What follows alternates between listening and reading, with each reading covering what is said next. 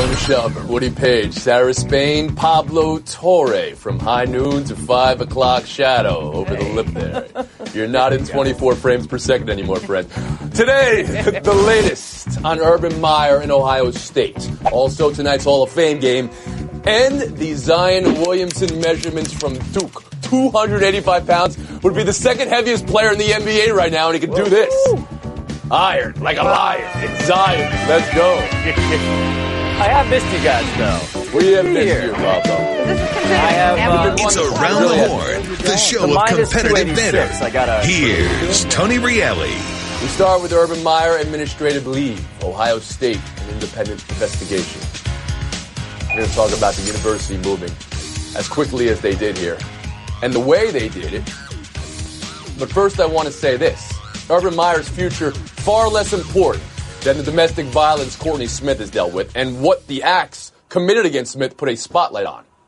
Now, as a show, we're tasked to deal with the football side of it as well and the Ohio State side of it, the coach's perspective, so we'll do that right here. How do you consider the administrative leave? What does that tell you? And do you think it means the end for Urban Meyer? Sarah Spain? Yeah, I think administrative leave is the right choice now as they try to answer some important questions. We know that Shelley Meyer knew. We believe that Urban Meyer knew about the incidents in 2015 and 2009. Did either of them report it? There is a clause that was added to Urban Meyer's contract in April that required and afforded termination if he did not report an incident such as this due to Title IX regulations. Shelley Meyer works for the university as well. And we don't even seem to be asking, is there a possibility that there was a report of this and the university did nothing? That's not out of the question either. We've seen plenty of institutions try to cover for their own in the name of wins. There are a lot of questions that are left to be answered here, but Tressel was fired for far less than this, and I think it will be difficult for Ohio State to try to claim that this is less of an infraction, less of an issue, especially with that new addition to his contract, than what happened with Tressel. And do you believe an independent investigation can get to the bottom of that, Sarah? Who's running this investigation? That's the question. Questions need to be answered. Pablo Torre, how about you? Look, we can only hold Urban Meyer to the standards that he himself has set and thereby find that he probably can't do this job anymore. This is a guy who put respect for women in big, huge letters in his own building. This is a guy who put honesty in big, huge letters in his own building. This is a guy, much like many other football coaches, who styles himself as more than a coach, as a leader of men. And can you be a leader of men if you are allegedly knowingly elevating and empowering and promoting someone who has been compiling a history of domestic violence allegations under your watch? I don't know how you can proclaim yourself to be anything other than a craven football coach, just a normal guy doing a job, if this is the stuff on your resume and in your background. Just according to the stuff that you yourself like to say that you are, that seems to be a really hard marketing pitch for Ohio State going forward. Mm-hmm. Ramona Shelburne, your thoughts? Yeah, here's what I want to know. In 2009, when there was an incident where he was arrested and handcuffed for aggravated assault against a pregnant woman, Urban Meyer reported that to his bosses at Florida. He even said this 2 weeks ago at Big Ten Media Day, where he said, it's not my job to do this, it's my job to report this. So if he reported it in 2009, we know that he knows it is his job to report it to his bosses. Are we to believe that he didn't report it in 2015? Maybe he did, as Sarah suggested, and they didn't do anything about it. This, to me, is the crux of the case. If you do it in 2009, why not 2015? And between 2012 and 2018, right now, there were 9 phone calls to police about this couple. Like 9 phone calls to police? Like, this is clearly an ongoing issue, and I find it hard to believe that he didn't know at least that he should notify the university that something's going on with him. If he did, in fact, notify the university, Ramona, would that clear him in some way? I mean, if you notified the university, then we have a whole other issue, is the university didn't do anything about it. Either they investigated it and they found, as he suggested, maybe that what was reported didn't happen. He suggested that at Big Ten Media Day. But this is a different issue. If he reported and the university didn't do anything about this, that's different than him not reporting. Because he's still on his staff. He still knows about 2009 and 2015, whether that happened or not to his knowledge. Right. He knew about 2009, and he's remained on his staff up until last week. Woody Page. I always warn that you don't rush to judgment as more and more facts come out, and this story is moving very quickly. But and some people are commending Ohio State for the action it took, but we also have to realize that Ohio State is embroiled in another controversy involving its wrestling program from years and years ago. So the Buckeyes haven't always responded so quickly. Maybe they're learning from past transgressions. But I think there are two pivotal figures here. One would be Urban Meyer's wife, and one is his administrative assistant. According to Shelley, that he said during the Florida problems, you don't want to file charges here because you're going to cost your husband his job. He'll never get another job in coaching. And that guy is still the administrative assistant to Urban Meyer. So you wonder what his role in all this. In regard to Urban Meyer's wife, she is a professor at the university in nursing. So first of all, as a nurse, she knows what she needs to do. And as a professor at the university, she should not only tell her husband, but she should tell the university about violations involving Title IX. So it's going to be interesting to find out what those two people, how they're involved and how much they knew and who they told. I mean, you brought it up too, and this is yet another thing that it's disgusting, honestly. The idea that it was said to her that your husband could lose his job if this comes out. I mean, the entire system is weighted against the victim here. Don't you get that feeling? Sarah Spain, please. Yeah, I was just going to point out, Ramona said we need to know if he reported it, and that's absolutely true. But whether he did or not, just a few weeks ago, he lied and said he didn't even know about that event, right? And so if in 2009 he sent multiple mentors of his to go meet with this woman and tell her, don't report this, to sit her down. These are two of his biggest mentors in his life, to sit her down and tell her, don't report this, don't press charges, stay away from this, right? Then we're meant to believe that in 2015, as his wife is continuing to exchange text messages with the victim, that he's not still involved in this. And again, it wasn't until Brett McMurphy's great, fantastic reporting and the story came out that they elected to fire Zach Smith. So regardless of what he says, he's reacting to stories that he's claiming he didn't know about in ways that I don't think are matching his story. And that's really problematic. Pablo Torre.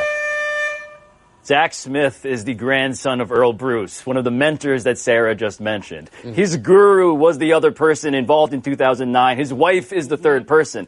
I find it very hard to believe that a micromanaging coach who involves those three people knew nothing about what he has said he knew nothing about. And Ramona Shelburne, last word.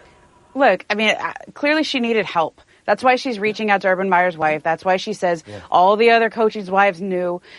I don't know what she needed to be done, right? We weren't there. We don't know if he needed to be fired then, if he needed to be investigated then. But she needed help, and nobody helped her. And I think that's the thing, Ramona, right? I mean, this story is of course becoming about Urban Meyer because he's one of the most famous football coaches in the country, and this story, is about who can we blame, and is Urban Meyer going to coach again for the big college, right? The fact of the reality is so many people along the way, and a system that has to help victims is not doing that. And this plays itself over and over again around the country every single day. And that's why the spotlight, while is going to remain on Urban Meyer because he's big football coach at Big U, it needs to continue to be about the victim. We're going to move on here. Talk some sports and actual real, somewhat real, fake football tonight. Hall of Fame game, first preseason action, Bears and Ravens. First look at the new helmet rule. First look at Lamar Jackson. Sarah's first look at some of her new Bears. Woody Page, what's the most compelling item tonight? The new rules. I know everybody wants to talk about Lamar Jackson, and someone on this panel will want to, examine the Bears as closely as possible. But the players, I talked to them at Broncos training camp yesterday. The referees are coming in tomorrow to explain to them these new rules. But I want to see the kickoffs. I want to see what sort of results are going to be on these new rules about no wedging, two men wedging, and things like that. I want to see how the helmet rule is processed, because what we're going to find out is that the officials in preseason are going to go really heavy on over penalizing in order that the players get what's going on. So for Lamar Jackson and even RG3, this is a first game. It's meaningless for the Bears aren't even going to play their new young quarterback. I don't think the game means things, but I think the ancillary aspects are important. Pablo Torre?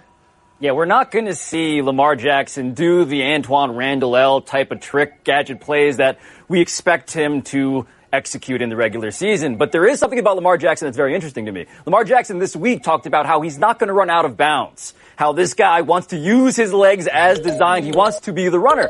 His backup, as stated by Woody, is RG3. What I'm looking for is whether RG3 is going to prevent him from making the same mistakes that RG3 himself was undone by. That, to me, is huge for that team specifically. Ramona Shelburne?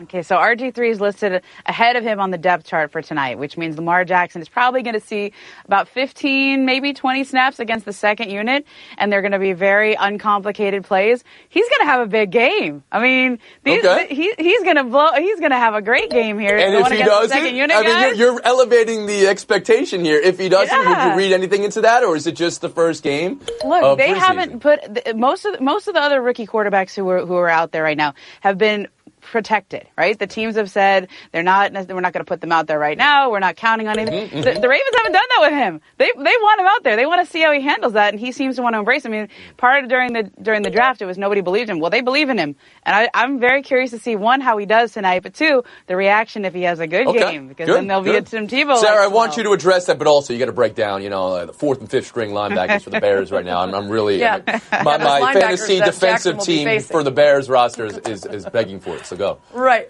Well, I mean, I think it will be exciting if he has a great game, like Ramona said, but it doesn't mean anything because he will probably be facing backup lines. As Woody said, the only thing that matters going forward that we're going to be able to really read from and play forward is the rules. So that's clearly the most real thing about this very fake game. But for me personally, as I continue to watch my Bears be unable to get Roquan Smith even into camp, I at least want to see who we do have on our team who is signed and who is available to play. Since you brought up Roquan Smith, because that is... I mean, Nagy has said it is related to the helmet rule and the language over whether he gets suspension for hits or anything like that. Is that the way to start a relationship with your first-round pick, Sarah? Unbelievable. There's a Bills player with the same CAA team and the same request that's already don't try to defer everything over here. Oh, the Bills are going I'm blaming the Bears. I said there's a guy who's got the same thing working, and he's in camp with the Bills. The Bears can't figure it out. So get it done. This is not that important. Get it done and get him in camp. I mean, he of all the players, if you saw him play at Georgia last year, a heat-seeking missile, and he's going to be a guy whose actual livelihood is going to be based on what these rules and how they are enacted and adjudicated during the games. We're going to take a break right here. Look at those scores. Got some work to do in buy or sell. I want to see double figures for everybody in buy or sell. Who's there with you? Is that English? Around the Horn is brought to you by Dish. Tuned into you. I just saved hundreds of dollars by switching to Geico. I should have done this years ago. Disclaimer, traveling back in time is physically impossible unless you know how to build a functioning time machine. Then by all means, travel 25 years back in time, switch your car insurance to Geico. You could save a bunch of money. While you're there, please prevent your younger self from wearing that sleeveless tuxedo t-shirt, parachute pants, and glitter high tops to your senior prom. And at long last, rectify this horrible crime against nature. Geico is absolved of all liability if you destroy the fabric of time and space. Geico. 15 minutes could save you 15% or more. Buy or sell? I think that everyone handles frustrations and handles things differently, and when you get hit around, I've never been a guy to come off the field and throw a glove or throw a hat. Wouldn't throw a glove or a hat. Did have that smile right there. Ramona, buy or sell Sonny Gray? Yeah, I think I'm buying that for right now. I mean, He's has 6.80 ERA and 11 home starts this year. He has been terrible in front of that home crowd, and it's just awkward the way he reacted. I'm not sure he knew they were booing him because of the tweet at that time, because the timing of when that tweet got deleted and when it came out it happened right then. So I don't know. Yeah, it's entirely possible. It was about the runs he allowed in the 2 innings, which is the 6th time this year he's done that. Go ahead, Woody Page. Yeah, I'm selling his reaction when he left the mound, because that's not where you start laughing. When you have a home ERA that is the worst since they started ERAs in 1913 for the New York Yankees, I think you need to be serious about what you're doing out there, particularly in Yankee Stadium. And that's no place for smiling. Yeah, the home ERA and the most 5+ earned runs in 4 innings or fewer since they invented that statistic as well. So, not something you should be smiling about. And I don't mind his approach, saying I'm kind of zen, I don't throw stuff, but the smile is unnecessary no matter what your approach is. Pablo Torre. Sometimes, though, a smile is necessary. Sometimes laughter is a coping strategy. When you laugh, the human body produces endorphins. All right, thank you. Yes, I'm here for this. Why do we have to have these guys acting like they are, doctors with bedside manner when they fail? Good. Let them deal with their own. The body's producing all sorts of mysterious things. That's great, over your lip right now, Pablo Torre. I know you're on a show that's very hip, very cool, 24 frames per second here. But now that you're in the world of HD, maybe you need a shave. Pores are a little bit zoomed. Gray addressing the tweets he posted years ago. Ramona, you addressed them as well. And Sarah, you had some thoughts on that. Yeah, I mean, we don't really have any context here, and the way we're kind of putting all baseball players together with old tweets, kind of reminds me of the Me Too movement. There's a big difference between harassment at work and rape, and there's a big difference between some of the tweets we've seen from other players and this particular tweet, which he claims is an inside joke with a friend. We need more context, and we need to not be lazy in the way we cover this so that we group them all together unfairly. Well said. We'll move on. Buy or sell 2, Chiefs camp. Patrick Mahomes, 6 practices, 7 interceptions. At one point called the wrong play in the huddle. Resulted in an interception. Andy Reid had this quote. If you don't have the intestinal fortitude to go test it, you're going to be one of those quarterbacks who checks it down every time. That's not what it's all about. Ooh. Woody, buy or sell Mahomes with the 7 INTs, and buy or sell Andy Reid's bomb right there? Well, I'm buying Patrick, but I'm selling Andy. Andy had checked down Charlie for like 10 years in Kansas City before he shipped him out. And I think in terms of Mahomes, I saw him in his only start of last year and I'm very impressed. And I remember a young John Elway lining up behind guard and the guard saying, "You're in the wrong spot, kid." All right, good information, Sarah Spain. Yeah, as for Mahomes, the more important quote is Andy Reid saying that he doesn't make the same mistake twice. So whatever we're seeing in training camp, whether it's all on him or some of the guys lining up or the play calling, hopefully he gets it worked out for the games that actually matter. As for the other quote, we'll find out pretty quickly whether Chiefs fans didn't know what they had till it's gone with someone who takes care of the ball. All right, so Sarah's putting stock in that he's made 7 different mistakes and not the same mistake 7 times. Pablo Torre, how about you? Andy Reid calling someone else out for making the same mistakes repeatedly is just truly mind-blowing hypocrisy. Let alone the fact that Alex Smithman, who has been subtweeted now for several minutes on this show. Alex Smithman, everybody thinks they can manage a game. It's so easy. Well, go and try it, Pat Mahomes. Try and be Alex Smith. All right. It's a little too personal for you right now, Pablo Torre. Look, we haven't seen enough of Pat Mahomes to know if he can handle this, but they've put a lot of pressure on this kid. First, they trade up to go get him. Then they trade away Alex Smith. This is a really good team that they have here, and so much of it depends on him. I liked his quote, though, where he says, we're in a live portion of practice, and the reason I didn't run in is I didn't want the defensive guys laughing because they couldn't hit me. I did like that. That showed a little character. We'll move on. Buy or sell 3, the measurement Zion Williamson had at Duke's Combine. 6'7", 285, 40-plus inch vertical. He cleared the rack. Jeez. 285 would be the second heaviest player in the NBA. I said that earlier. It's still true, Sarah Spain. What are we to do with Zion's size?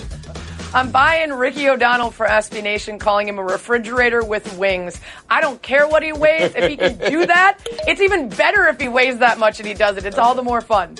Who'd you say that was? Ricky O'Donnell, SB Nation? He'll get the points when he's on this show, Sarah Spain, not you. How about you, Pablo? I like to give credit around here, man. Zion Williamson is a marvel, but this makes me sad about the NBA right now, because the NBA right now has phased out the Shaqs and Yao Mings and even the Oliver Millers and the Robert Tractor Trailers, all the big dudes, the 300-pounders. They are dinosaurs. They are extinct, and that makes me feel bad about myself. Ramona Shelburne? Look, I like this for so many reasons, one of which I think he's being honest about his weight, and nobody in the NBA really is. I don't believe he's as much as the second highest, the second biggest guy in the NBA. Okay. There's other guys who are bigger, and as I've been saying my entire life, muscle weighs more than fat. Woody Page. Okay.